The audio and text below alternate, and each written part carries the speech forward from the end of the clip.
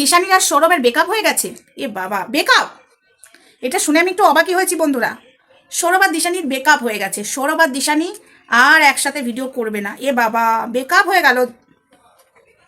তো দিশানি, আবার কি তোর আবার নতুন কেউ আসবে ওই যে পালবাড়ির নেংটির মতো?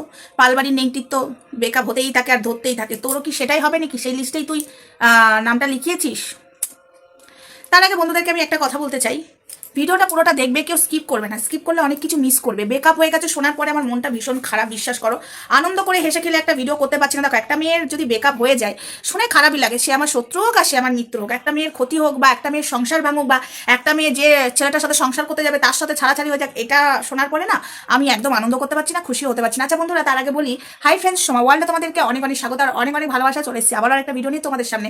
এই যে দিশানি নাকি ব্রেকআপ হয়ে গেছে সৌরভের সাথে, সবাই সেটাই বলছে, কিন্তু আমি একটা কথা বলতে চাই, যতটা না হয়েছে তার থেকে শুনছি একটু বেশি বাড়াবাড়ি। তো একটা কথা আমি ছোট্ট করে বলতে চাই, ব্রেকআপ যখন হয়েছে এটা দিশানি কোথাও বলেনি, বা দিশানির কান্নাকাটি ভিডিও দেখে আমরা বুঝতেই পারছি কিছু একটা সৌরভের সাথে হয়েছে। বাট পুরোপুরি যে ব্রেকআপ হয়ে গেছে সেটা তো আমার জানা নেই, এটা কিন্তু সত্যি আমি জানি না। তোমরা যারা আমাকে কমেন্টে বলছো, প্লিজ তোমাদের কাছে যদি কোনো প্রমাণ থাকে দিশানি আর সৌরভের ব্রেকআপ হয়ে গেছে, দেখো আমি দিশানিকে ফোন করতে চাই না এবং আমি খবরও নিতে চাই না, ভিডিও টু ভিডিও কথা বলবো। কারণ ও আমার সাথে যে কাজটা করেছে, ফোন করার পরে ও ফোন ধরেনি, উপরন্ত ওকে নিয়ে মানে ওর কাছে বাজে বাজে কথা বলেছে ওর মা আর ও মিলে। তো সেই ক্ষেত্রে আমার আর ফোন করার ইচ্ছা নেই, তখন আবার ওটাকে কন্টেন্ট হিসাবে বা কলটাকে রেকর্ড করে বা ছাড়তে পারে। তো যাই হোক, সেটা নিয়ে আমি কথা বলতে চাই না। তবে আমি একটা কথা বলতে চাই, যারা আমাকে এসে বলেছো দিশানি আর সৌরভের ব্রেকআপ হয়ে গেছে, তো প্লিজ তারা একটুখানি আমাকে ছোট্ট একটা প্রমাণ দিও।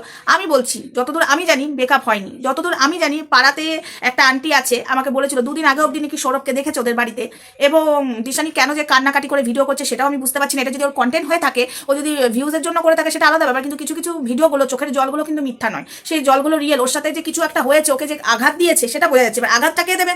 প্রীতমের সাথে ওর সম্পর্ক নেই, সম্পর্ক এখন আছে কার সাথে? সৌরভের সাথে। যদি আঘাত দিয়ে থাকে তাহলে সৌরভই আঘাত দিয়ে থাকবে, এটা আমাদের ধরে নিতে হবে। কারণ প্রীতম তার ওকে আঘাত দেবে না, প্রীতমের জন্য করবেও কানবেও না। ও যদি প্রীতমের পরে কাউকে ভালোবেসে থাকে জান দিয়ে প্রাণ দিয়ে, সেটা হলো সৌরভকে, এটা আমি জানি, এটা আমি জোর গলায় বলছি। আর যদি ওকে আঘাত দিয়ে থাকে, ঠিক আছে, তাহলে সৌরভ আঘাত দিয়েছে, এটাও বোঝা যাচ্ছে। কিন্তু ব্রেকআপ হয়ে গেছে, আমার কাছে সেরকম খবর নেই। যদি ব্রেকআপই হয়ে যেত, আশা করি তোমাদের থেকে আমার কাছে খবরটা আগে থাকতো। এটা আমি জোর গলায় কেন বলছি? কারণ দুদিন আগে অব্দি সৌরভকে ওদের পাড়াতে দেখা গেছে, আমার কাছে সেই মেসেজও আছে, ঠিক আছে। আমাকে বলেছে যে ও কান্নাকাটির ভিডিও করছে, এদিকে সৌরভকে তো দেখা গেছে একদিন সকালে নাকি দেখেছে, এটা কিন্তু আমাকে বলেছে। তো সেই বিষয় নিয়ে আমি পরে এলাম, এটা ওই সৌরভকে দেখা নিয়ে এই বিষয়ে ভিডিও নয়। বাট যে আমাকে কমেন্টটা করেছো সে অবশ্যই আমাকে বলবে যে সৌরভ আর দিশানি ব্রেকআপ হয়েছে, তোমার কাছে নিশ্চয় প্রমাণ আছে। কারণ সোশ্যাল মিডিয়াতে দিশানি কিছু বলেনি বা সৌরভও কিছু বলেনি, আমি কোথাও দেখতে পাইনি ওরা কিছু বলেছে। হ্যাঁ, দিশানি যে কান্নাকাটির ভিডিও করছে ওটা যে চোখের জল রিয়েল, এবং ওর সাথে যদি কেউ কিছু করে থাকে, সৌরভ কিছু করে থেকেছে, সেটা একদম প্রমাণ। ভালোবাসার মধ্যে ঝগড়া অশান্তি হচ্ছে, সেই জন্য দুঃখ করে ভিডিও করছে। আমাদের বাড়িতেও অশান্তি হলে আমরা দুঃখ করে কিছু কথা তোমাদেরকে বলি তো। আমি খেতে বসে যেরকম শান্তি করে খেতে পাই না, আমার খাওয়ার ভিডিওতে তোমরা দেখবে শান্তি করে কেন খেতে পাই না।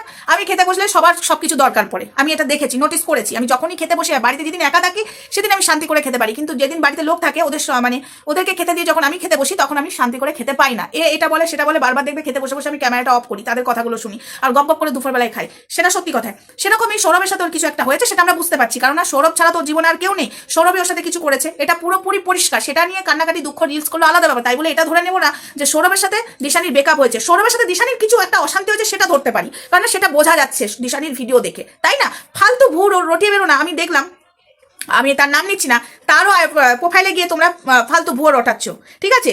দিশানির সাথে হওয়াই উচিত, তোমাকে সংসার করতে দেয়নি প্রীতমের সঙ্গে, এই কথাগুলো না তোমাদের মুখে মানায় না। তোমরা হলো দো আসলা লোক, ঠিক আছে। প্রীতমের সঙ্গে দিশানি নাকি মানে পালবাড়ির মেয়েকে সংসার করতে দেয়নি, তাই বুঝি।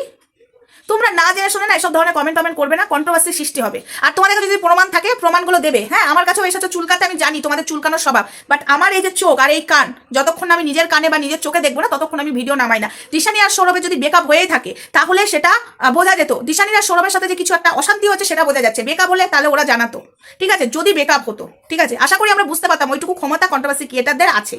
কার সাথে কি হতে পারে? এই যে পালবাড়ির পালবাড়ির যে কুত্তাটা, মানে বিস্কুটটা, এটা খাওয়া কুত্তাটা কতটা খারাপ ছিল, ওর পুরো ডিটেলস আমাদেরকে খোঁজ নিতে হয়নি। ও কার সাথে প্রেম করেছে, কার সাথে কি নোংরামো করেছে, তারাই সেই আমাদেরকে দিয়ে দিয়েছে, ঠিক আছে। এবং ও যে কি ধরনের ছেলে সেটা প্রমাণ অলরেডি আমি করে দিয়েছি। ও নোংরা একটা ছেলে। দিশানিকেও ফ্রেন্ড রিকোয়েস্ট পাঠিয়েছিল, যেই ধরা পড়ে গেল সেই ফেক আইডি করে চেঁচালো, সেটা তোমরা দেখেছো। আর কি বলবো, তো বোঝা যায় কে কেমন, ঠিক আছে। তাই না জেনে শুনে কথা বলবে না। আশা করি ভিডিওটার মধ্যে আমি তোমাদেরকে বোঝাতে পারলাম। দিশানি সৌরভের যদি ব্রেকআপ হয়ে থাকে, আগে নিজের চোখে নিজের কানে দেখি। কারণ দুদিন আগে অব্দি সৌরভকে দেখা গেছে ওদের পাড়াতে, ঠিক আছে।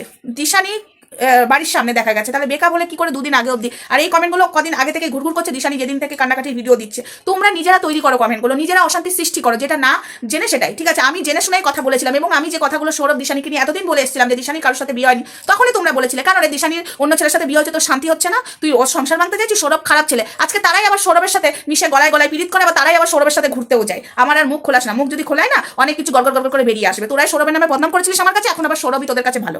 আর মুখটা খোলাস না ভাই, তাই তোরা যেমন আছিস তেমন থাক। আমি যদি কন্ট্রোভার্সি করতে লাগে না, তোদেরকে নিয়ে করবো, শুধু দিশানিকে না তোদেরকে নিয়েও করবো। তোরা খুব চুলকানি মাসি, তোদেরকে মাসি বললাম। চলো বন্ধুরা, ভিডিওটা এটুকুই থাক। দিশানি সৌরভের বেকআপ হয়েছে কি না হয়েছে সেটা দিশানির মুখে জানা যাবে, এবং সৌরভও তো কিছু না, এমনিতেই কিছু হলে সৌরভ পোস্ট দিতে লাগে দিশানির বিরুদ্ধে, তো এমনিতেও বোঝা যেত। চলো দেখা হচ্ছে, আর বেশি বাড়াবো না ভিডিওটা, টাটা।